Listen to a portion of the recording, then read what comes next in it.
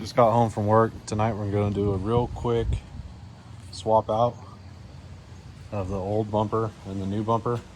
So the old bumper, I banged the tire wall a few times. It has a center trim piece that keeps falling out. I don't like that. So I'm going to swap it to the facelift style bumper. This one's in a much better shape. It's kind of smoother. It almost looks like a factory body kit without this trim kit here. I have a couple scratches on it. It doesn't matter. I'll touch it up someday if the car turns into a nice one.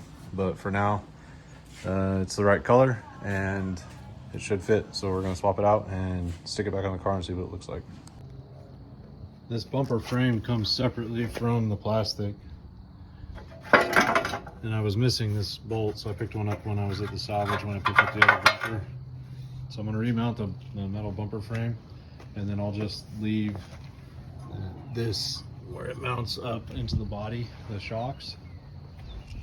I'm going to only run one bolt. Yeah, I might put all 3 bolts in there. But anyways, I'm only going to zip tie the new bumper to the frame through so that it'll rip off easily and not damage it too badly if I hit it. That way the actual bumper itself, the metal bumper, can stay with the car. This is stripped, so you can see this new bumper looks a little different. It doesn't have the structural big plastic piece here, so I'll have a little more clearance in the back. I can trim it if I need to if the tires are rubbing, which they were a little bit at full tuck. This mounting bracket is different, so I'm gonna have to adjust and modify that to work with this style mount. I haven't quite figured that out yet. That's next on the list.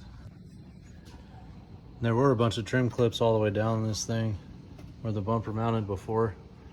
I'm using 2 zip ties. 1, 2. I'm gonna zip tie this up here to the brackets on the side, and that should be enough. It's not like this car sees anything over about 80 miles an hour anyways. It'll be plenty sturdy. The plastic itself will hold itself in place. If I need to, I'll add a zip tie up top and add a mount up here, but we'll see what it looks like. So I'm just gonna I drilled a hole through this mount. I'm just gonna run a zip tie through this piece of the bumper and around that and through the hole, and it should pull it up tight. Yeah, that's gonna work perfect. It holds it nice and tight. There's a lot less plastic under here. It'll be a little floppy, but I mean, it's a drift car, who cares?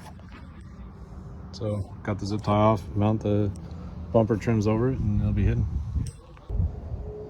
The body line doesn't quite match up because of this big dent right here. So I'm trying to hammer it out with a pry bar. So I couldn't get to this dent through these 2 holes that were already here. So I just made a new one with a hole saw. Well, a unit bit, actually. This trunk is gutted. I'm never putting anything back in this trunk. You can see how much rubber and dirt and everything comes in here. It comes in through these side vents. There's literally no point, in my opinion, of putting anything back here. Maybe a piece of plywood or something down the road painted black, but I doubt it. It's probably just gonna stay how it is. Well, it is getting better slowly. It's gonna take forever. I am tired of smashing my hand and beating up my thumb when I slip off the pry bar. I really need better tools. I'm limited at the house. I'm gonna keep working this a little bit more to try and get this bumper at least flat. And then probably I might hit it with a little bit of the spray paint I have left, if it will cover it up some. We'll see. Well, this may be the funny story of how I got a socket wedged in the back of my car, but it is kind of working. This is going to take absolutely forever. Well, it's getting pretty dark out here. I've been hammering on this thing for about 45 minutes trying to get it somewhat straight. This is not going to be done by this weekend. I'm just running out of time.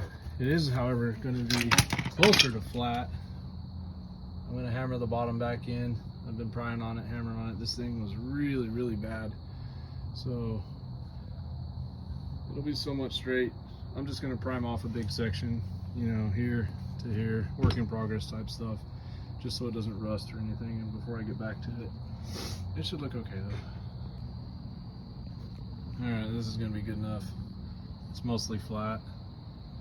I just ground down the steel real quick. I'm just gonna hit it with a quick shot of primer and put the bumper on. Well, I didn't realize it when I got this bumper and neglected to get these bumper trims that they are different from a facelift to a non-facelift. So I don't know what I'm gonna do now. I may just mount the old bumper back on and run without that bottom trim, but this does look better with that hammered out, at least in the dark. And this bumper does look cool, so we'll figure it out. Well, I had to take a break to make some dinner, but I did get the bumper mounted up. You can see the spot where I primed it. It definitely looks better than what it did. I'll go back and do actual body work on this thing when I have more time. The frustrating thing was these bumper filler trims don't fit. I don't see any way to make them fit. They're just enough different from a 2003 to a 2005. I believe this bumper that I got is off of 2005. So I did something I'm not very proud of, but from back here you can't really tell. I got some charcoal colored duct tape out of the drawer and just shoved it over the holes for now. I'm gonna get with the salvage this week and see if I can't find some filler trims local. And if not, then this thing may take some duct tape to the track. It looks better that way than it does with the big gaping holes. And from back here you can't really tell anyways, so I do like the look of the new bumper.